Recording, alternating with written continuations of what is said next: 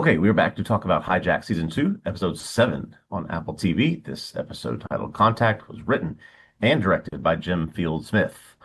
We learned that Jess has been shot at the end of Episode 6, but is still alive. Sam convinces her to help him disconnect the rear carriage with the children on board, but the power to the train is cut out, and the GSG-9 come on board, and they end up killing Jess.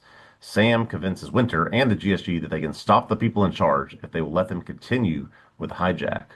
Off the train, Lang tells John Bailey Brown that he'll be freed if he cooperates. But Lang then kills Linder, the German agent, for getting suspicious of him. Winter and MI6 get Sam's laptop and see that he has been coerced into the hijacking. Gold and Menzel continue to search for Marcia, but Marcia's able to make a phone call to Daniel that gives a little bit more proof that Sam is being coerced. In prison, Adderton returns to his cell after being interrogated and is given what looks to be a phone from a guard who's clearly on his side. So, a couple different revelations here. Not just about what happened at the end of episode 6, but we had this question about Adderton and what his involvement would be. Somebody's been feeding Yeah. him information. So, does this mean he is in charge of this thing? Does this mean that he's involved in it? I mean, I think we have to assume that at this point. Yeah, I mean, let's go ahead and start there. This is the very end of the episode. It definitely seems to indicate that he is involved in some way. That makes sense of, well, he got upset previously when he learned that the caravan had been called off. Um, how confident are you that it's a phone? I wasn't entirely clear on what it was that he got from the guard in that fake bar of soap. Yeah, I I guess looked at maybe it's a phone. two different places that had sort of a recap or a description because first the thing when I first saw it, I thought it was like maybe like a gas mask or something, or something that he would wear. But there are a couple of different places reference it as a phone or some sort of communication d device. So if that's what it is, great. If not, we'll have to see what it actually he has been passed by this guard. I definitely personally thought it was something electronic. Yeah. Um, so maybe it is a small phone. The other possibility that occurred to me was if it was some kind of detonator or something for the bombs, Mm. perhaps. But probably it's a phone. We'll find out for sure next week.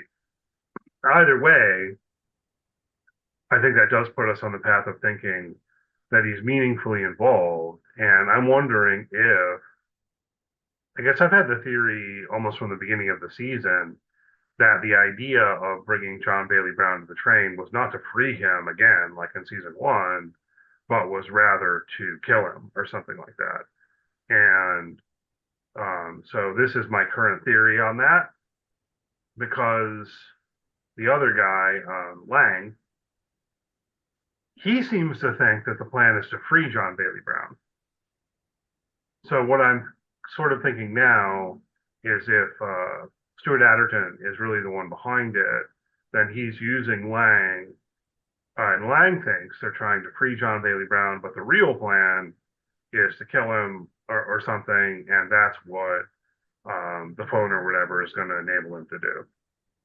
Yeah, Does that in make some sense? Is sense that your too. read too, Yeah. or That's kind of where I've landed as well, to get Brown out of the safe house and out in the open so that Adderton can do whatever it is he needs to do to communicate to someone to kill this guy, not to actually make a swap and free him, and that just doesn't make sense because you can then track where he's going, whatever. But yeah, he wants to get him out of the open. Lang is just a proxy to be able to do that, and now Adderton's going to arrange the killing. That's at least the hypothesis that I have as well. same? Yeah. So with only one episode left after this, I think that it's also safe to come to some conclusions about some questions we've raised along the way. You know, um, I suppose I could be wrong, but at this point, as much as I've been suspicious of Faber throughout the season, I guess at this point I just sort of buy it. He actually is who he says he is. He actually did Yeah. want to extradite John Bailey Brown. He believes that Sam is being coerced. Like I feel like I almost have no choice but to conclude that okay, Faber actually is who he says he is, and he's basically a good guy at this point. Do you agree on that? I mean, I suppose there could be a big twist on that front in episode 8, but Yeah, they'd have to do, I think, a lot of work convincing us of something that we have no concept of yet. If they're going to show us that Faber or Thatcher or Winter, anybody else really is is involved on the wrong side at this point. As of now, I think especially talking about Faber specifically because we brought him up. Yeah, I think he's legitimately trying to solve this and figure out why Sam is doing this and is not working for the other side. Yeah, it wouldn't make a ton of sense for me if they twisted it at this point, particularly with this episode and Yeah. how it plays out. Olivia as well. I mean, some of these, I don't know, some of the dialogue in multiple settings struck me as a bit, I don't know, ham-fisted or something in this episode. Olivia, getting the call from Marsha and like, this is the proof you've been looking for, and like just the way that played out. And there's another scene on the train where they're losing power, so they have to disconnect that carriage, as you mentioned. And um, there's this bit of dialogue where Otto says, like, we don't have a lot of time. And then Sam says, so we better be quick. It's like, what is this? It's like useless dialogue, practically. Like, yeah, Straight out obviously. of the straight out of the Jack Bauer catalog. But then we cut away from them and we come back, and I don't know how much time has passed, but they still haven't done it. He was like, okay, well, last time we saw you, you said you better be quick. And you're like, I mean, it's been probably at least 5 minutes or something. But what are you waiting for here? But I, I don't know. I thought in this episode, we've had this conversation before. I thought in this episode, maybe more so than any, that like, yeah, there's some things here we could have cut one episode out of this season, or something we could have. There's some things here we could have shortened up to sort of compact this story a little bit. This one felt like well, we're really just have one or two things we need to reveal. Otherwise, it's just we got some filler stuff before we get into a hopefully a more action-packed finale. Right. I mean, I was thinking about that too in a certain way that it didn't feel like a whole lot happened. And I realized that's a bit unfair. I mean, it's fair with regard to Marcia. Like almost nothing happens there. She's so still, you Yeah. know, uh, hiding in the woods or whatever. She manages to call Daniel. Okay. Um, but when it comes to the situation on the train, there are some pretty significant developments, right? I mean, Jess dies. They detach the carriage, and they end up letting a bunch of people free, right? Including most of the kids, although not all of them, Right. And then, as we were already talking about, Stuart getting whatever electronic device or phone at the end, and also Lang killing the German cop, which struck me as kind of stupid, but I guess we have to take it as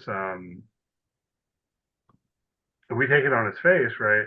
It indicates, well, like he's really super serious about this plan if he's willing to kill this guy who got just a little bit suspicious, right?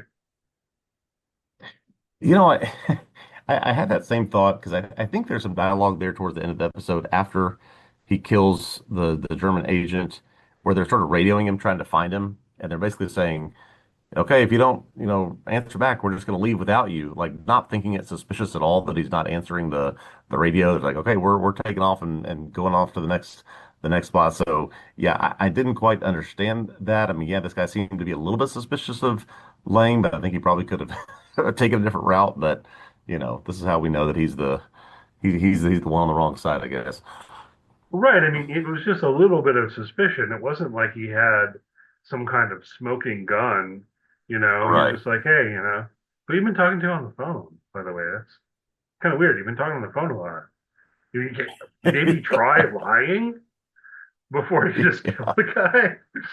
Because as you say too, I don't know how realistic it is that the rest of the cops or whatever are just like, oh well, can't get in touch with that guy. I guess we'll just leave without him. What?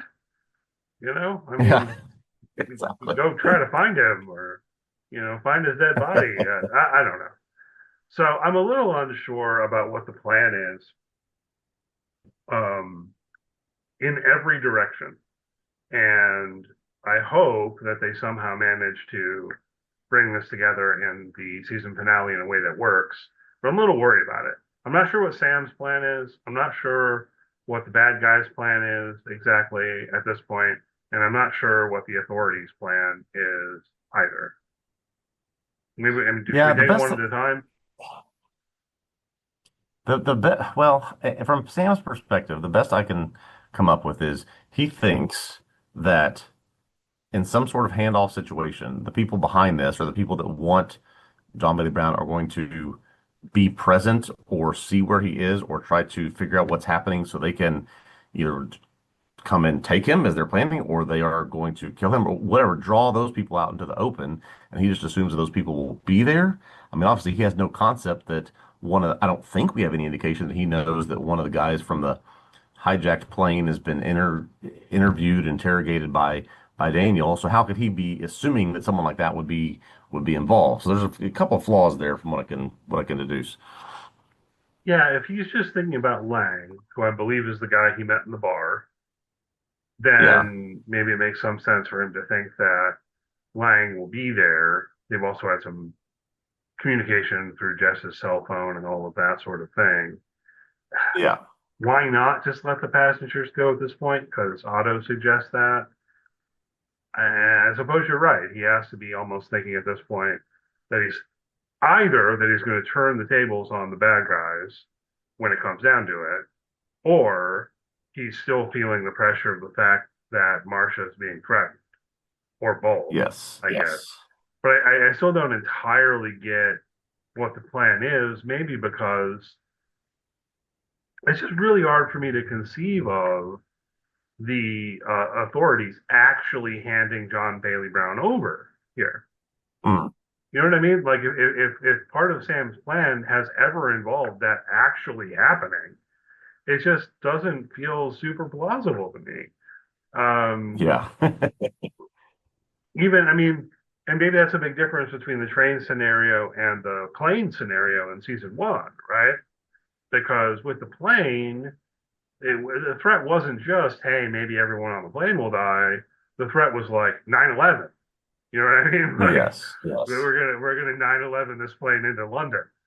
And that's a much more serious threat than I think maybe they've said a couple hundred people at most on this train. Um, not that you're just going to let them die. Yeah, you're going to try to save these people, but Yeah. the idea that they would actually hand over this, well-known criminal mastermind guy, and and then also, how do you get away? What, they bring him to the train? That Okay, now that's he's on the train yes. too. Well, it's like the train's still on the tracks and so on. Yeah. Um, The so, the and then issue throughout the the whole issue time, has it's been also been this. Go ahead. I think the issue has been for me, yes, some of the stakes of this that okay, you're right. I mean, there is sort of an implicit danger in a plane being hijacked, losing fuel, going to, as you said, going to crash potentially in a populated area versus this train, which, yeah, has dozens of people on it. But we saw in this episode, they can at any time cut the power and make the train stop, and know generally where it is. And then, yeah, just sort of not understanding what's potentially going to happen if they make it to this handoff area. I just, yeah, those stakes seem different and seem lower than the first season. Yeah, so we'll see. I mean, I guess from the perspective of the authorities, their plan is just to still somehow get him in a situation where they can save the hostages. But um, I've always thought that has to be a matter of, okay, we'll dangle John, like precisely what they were doing in the station in the Bergenstrasse or whatever, right? Like, oh yeah, here's John Bailey Brown. Pay no attention to the cops behind the curtain. That makes sense. Yeah, So it seems to me like they'd still want to be doing something like that, although exactly. they have pretty well figured out at this point that Sam isn't really the one in charge. So I don't know. Is there some way in which Sam and the cops or whatever can work together to thwart the bad guys? That's sort of what I expect out of episode eight, I guess. Yep. I completely agree. I think that there will be it will be a solution that probably seems reasonable, even though we may not understand quite yet what the goal of any side is. It's not going to I think be something that shocks us of how it comes to some sort of compelling conclusion. I think it'll just be Sam will get out of it. Something will happen to those Yeah, that are trying to rescue John Bailey Brown. Does anybody get away? That'll be the big question. yeah. And I guess that's my problem with trying to figure out the bad guys' plan too, is it's all in the plausibility of the idea of the authorities actually letting John Bailey Brown go again, you know? Yes. In fairness, I guess they did do it once, but I was already talking about the difference potentially between the logic of thinking about it with the plane as opposed to, this train. One more thing I did want to talk about before we wrap up here is about Jess. Um, she dies in this episode. How much did you care? Not really at all. Basically, she served Yeah, as a role that for about an episode, we realized that she was the one keeping the bombs from going off, but now everybody on the train knows how to do that, and she, explained what the numbers were, and I don't really know that.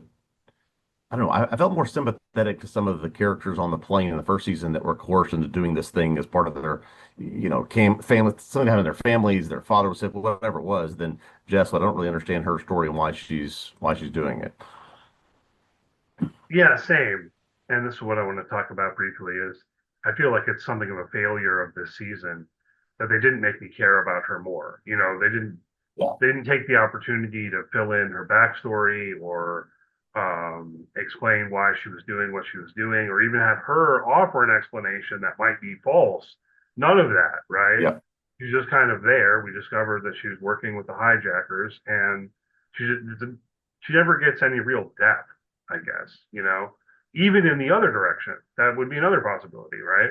Do something to make me hate her. You could like make me Yes. glad that she's dead because she's. I mean, it's like okay, well, she killed that Freddy guy or whatever, and that was pretty cold. But she just doesn't get a lot of depth as a character ultimately. So in this episode, when she died, I was kind of like, okay.